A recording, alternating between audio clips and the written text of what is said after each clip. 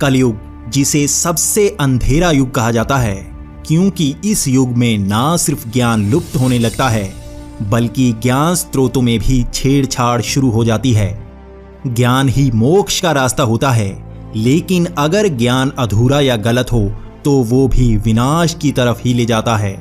जिस तरह से द्वापर युग में धर्म के 2 ही स्तंभ रह जाते हैं, कलयुग तो इससे भी बुरा होता है।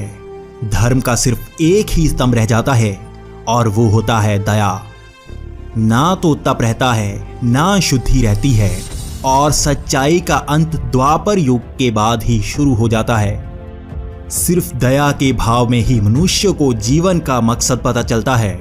इस युग का कुल समय 4,32,000 साल का होता है और इसकी शुरुआत तब हुई जब श्री कृष्ण ने वैकुंठ की तरफ प्रस्थान किया था।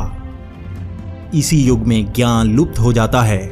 इसका उदाहरण आप अपने जीवन से ले सकते हैं। आपने हिंदू धर्म के पुराणों की कई कथाएं सुनी होंगी, लेकिन क्या वो आपने स्वयं पढ़ी हैं? क्या वो सच में दर्ज हैं या नहीं? क्या आपने पुराण पढ़ के उनको समझा है? आप सनातन धर्म के लिए मरने तक की बात करते हैं, लेकिन क्या आपने श्रीमद् भगवत गीता को घर में रखा है?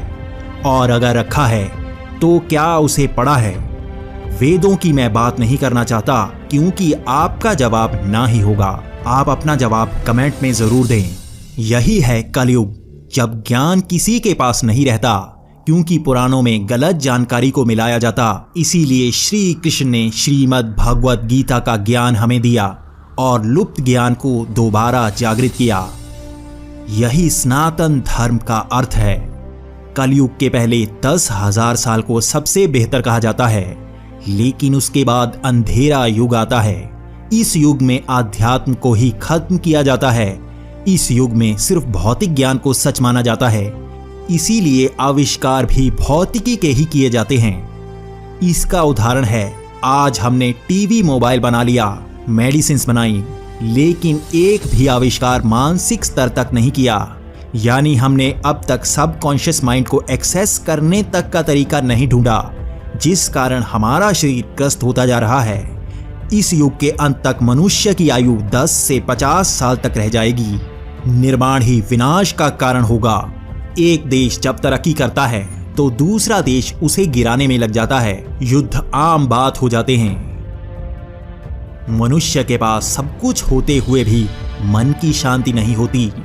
कई पुराणों में इस युग में 2 विष्णु अवतार बताए गए हैं, जबकि कई पुराणों में इस युग में एक ही विष्णु अवतार बताया गया है। ये अवतार होगा कल्कि अवतार, जो कलयुग के अंत के समय आएंगे। वो अधर्म का अंत करके दोबारा सतयुग में ले जाएंगे। उससे पहले अधर्म अपनी जड़ें चारों तरफ जमा लेगा, इसीलिए मोक्ष से बड़े भौतिक मूल्य हो जाएंगे। वासना, लालच, ईर्ष्या, अहंकार और अज्ञान ही हर तरफ होंगे। इसी युग में अज्ञानी भी गुरु बनेंगे और धर्म को अधर्म की तरफ ले जाएंगे।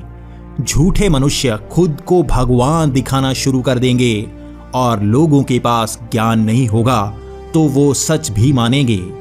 लेकिन कलयुग में भी एक ज्ञान की किरण सबके पास होगी।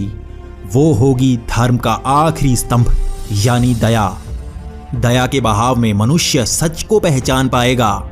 इस युग में भी मनुष्य मोक्ष का रास्ता ज्ञान से ढूंढ पाएगा।